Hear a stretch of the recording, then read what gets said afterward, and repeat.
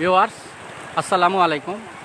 তো আপনারা দেখতে পাচ্ছেন আজকে সিলেট আই নিউজ থেকে আমি দেখাচ্ছি আপনাদের, যে আপনারা দেখেই বুঝতে পারছেন আমি একটা পর্যটন স্পটে আছি।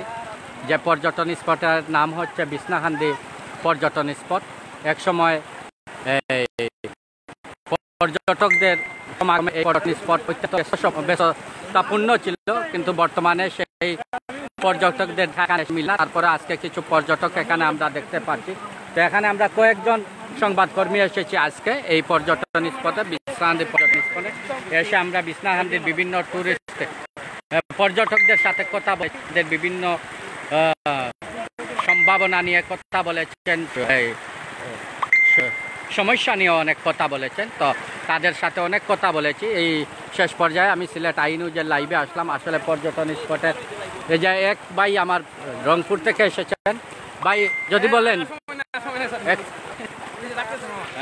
একটু বিছনাকান্দি পর্যটন স্পট কেমন লাগলো যদি বলেন। আলহামদুলিল্লাহ, আমাদের যে বিছনাকান্দি সম্পর্কে যে উত্তেজনা ছিল এটা আরও বহুগুণে বেড়ে গেল। বিশেষ করে পাহাড় আর ঝিরি নদীর যেই একটা মিলন মেলা এবং ঠান্ডা শীত শীতল পানির যে স্পর্শ, এটা আমাদের সেই দীর্ঘ ক্লান্তির সমস্ত কষ্ট নিমিশে দূর করে দিল। খুব ভালো লেগেছে। যে আমার এনটিভির রাহাত ভাই, উনি কুয়াকাটা থেকে এসেছেন, বলছেন উনার একটা আসলে প্রাকৃতিক সৌন্দর্যের যে সিলেটের এই বিছনাকান্দি, আসলে আগের মতো এই পর্যটন স্পটটাতে মানুষগুলা দেশে বিভিন্ন আগে আসতো, বাট এখন আসে না। এর এক নম্বর কারণ হচ্ছে যাতায়াত সুবিধা ভালো না, আর দ্বিতীয়ত হচ্ছে এটা আমরা বিভিন্ন পর্যটকের কাছ থেকেও শুনতে পাচ্ছি। এখানে যে অবস্থাটা হচ্ছে, আগে অনেক পাথর ছিল, বড় বড় পাথর ছিল, মানুষ আসলে যেন বিভিন্নভাবে আনন্দ উপভোগ করত।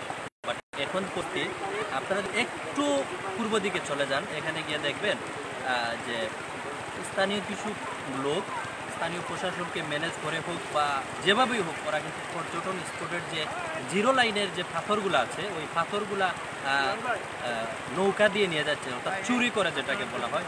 আর চুরির দিকে গেলেও আমরা এটা স্পষ্ট চুরি বলতে পারবো না। এর কারণ হচ্ছে ওইদিকে কিন্তু বিজিবি আছে, ওইখানে টুরিস্ট পুলিশ আছে, তারপরেও কেমনে ওরা ওইখান থেকে পাথরগুলি নিয়ে যায়, এটার আনসার কিন্তু আদৌ আমাদের কাছে। এখানে এসে আপনি কি কিছু একটা দেখছিলেন? এখানে আমরা পেয়েছি, একটু পাশে গেলেই পাবেন আপনি এখান থেকে পাথরগুলা চুরি হচ্ছে। আর এই স্পটে কিন্তু আকর্ষণ যখন পাথরগুলি থাকতো, তখন এইখানকার সৌন্দর্য আরো মানে ডেভেলপ ছিল। এখন যে পরিস্থিতি, পাথর নেই, পানি তার গড়ে গড়ে যাচ্ছে, এই জলধারার যে জন শব্দটা মূল যে বিষয়টা, এটা কিন্তু আমরা পাচ্ছি না। তো আমরা স্থানীয় প্রশাসনের কাছে দৃষ্টি আকর্ষণ করবো যেখানে এই হয়। আর মন্ত্রী মহোদয়ের কাছে, প্রবাসী কল্যাণ ও বৈদেশিক কর্মসংস্থান মন্ত্রী মাননীয় মন্ত্রী জনাব ইমরান আহমদের কাছে আমরা এই গোয়েনগেটবাসীর পক্ষ থেকে একটি আবেদন জানাবো, যেটা হচ্ছে এই যে রুকন বিন হামিদ ভাই আপনাকে শুভকামনা জানিয়েছেন উনার কমেন্টের মাধ্যমে। রুকন বিন হামিদ ভাই, হ্যাঁ, আমরা বলবো যে আনফোরের যে বাঙ্গাটা আছে, এই গোয়েনগেটবাসীর বহুল প্রত্যাশিত যে সীমান্ত এলাকার মানুষের একটি মানে দীর্ঘদিনের দাবি, স্বপ্ন, যেটা এটা হচ্ছে আনফোরের বাঙ্গা। আমরা চাইবো আমরা খুব শীঘ্রই মন্ত্রী মহোদয় এটার কাজটি সম্পূর্ণ করার জন্য সংশ্লিষ্ট কর্তৃপক্ষের কাছে একটি রিকোয়েস্ট করবেন। আর পাশাপাশি আমরা যে দেশ বিদেশ থেকে যে পর্যটকরা আগের মতো আসতো, তারা এখানে যেভাবে আবারও ফিরে আসে, সেই প্রত্যাশা রাখবো আমরা এই গোয়েনঘাট উপজেলা প্রশাসনের কাছে। ধন্যবাদ আপনাকে। ধন্যবাদ আপনাকে। টুরিস্ট পুলিশের যে দায়িত্ব, আমরা আগে দেখতাম যে এখানে পর্যটন আসলে এই নিরাপত্তা থেকে শুরু করে অনেক এই পর্যটন স্পটে যেভাবে কোনো নোংরা কিছু না জমে, এগুলোর দিকেও তারা খেয়াল রাখতো। পাথর যেভাবে চুরি না হয়, পর্যটক যেন কোনো ক্ষতিগ্রস্ত না হয়, সেই দিকে তারা আগে ছিল। এখন কিন্তু সুপ্রিয় ভিউয়ার্স, আমি যে কথাটা বলছি আপনারা দেখতে পাচ্ছেন, বিছনাকান্দি পর্যটন স্পটে পর্যটকরা এসে ঠান্ডা পানিতে শীতল হচ্ছে এবং তাদের কলিজা বলছেন ঠান্ডা হয়ে যাচ্ছে। আর এখানকার প্রাকৃতিককে তারা সাধুবাদ জানান, যে আসলেই মনোমুগ্ধকর একটি দৃশ্য।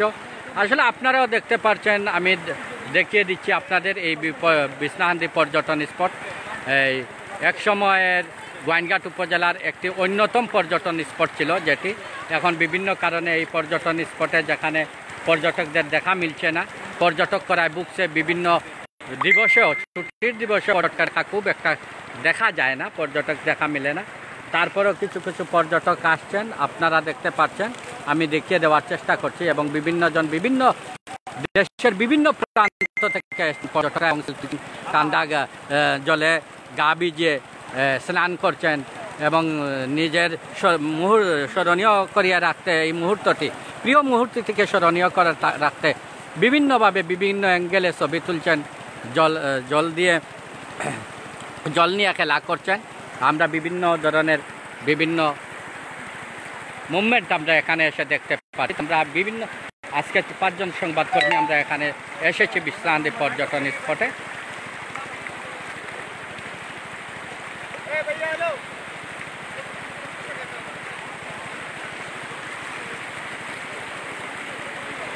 এই যে জলধারার যে বিষয়টা আপনাদেরকে একটু দেখিয়ে দেই আমি।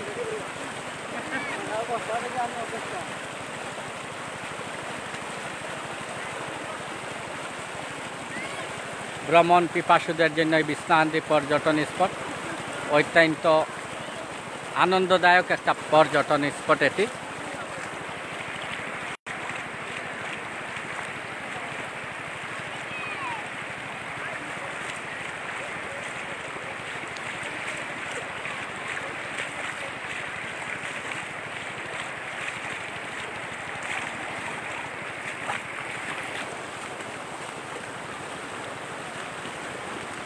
এই যে একজন পর্যটক আপনারা দেখতে পাচ্ছেন, উনি ঠান্ডা পানিতে শীতল হচ্ছেন এবং বিভিন্নভাবে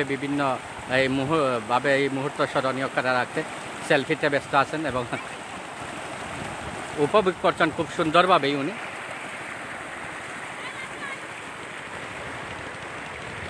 ধন্যবাদ রুকন বিন হামিদ ভাইকে, আপনি আপনার মন্তব্যে শুভকামনা জানিয়েছেন। আমরা আমাদের সিলেট আই নিউজের পক্ষ থেকে আপনাকে শুভকামনা জানাই। তো আমরা দুপুর থেকে এখানে এসেছি, এসে বিভিন্ন জায়গায় গিয়েছি, শেষ পর্যন্ত আমরা পর্যটন স্পটে চলে এসেছি এবং এই পর্যটন স্পট দেখিয়ে দিতে আমরা সিলেট আই নিউজের সরাসরি লাইভ সম্প্রচারে আমি আছি সৈয়দ হেলাল আহমদ বাদশাহ। আপনারা দেখছেন পাশেই আমাদের পার্শ্ববর্তী দেশ ভারত।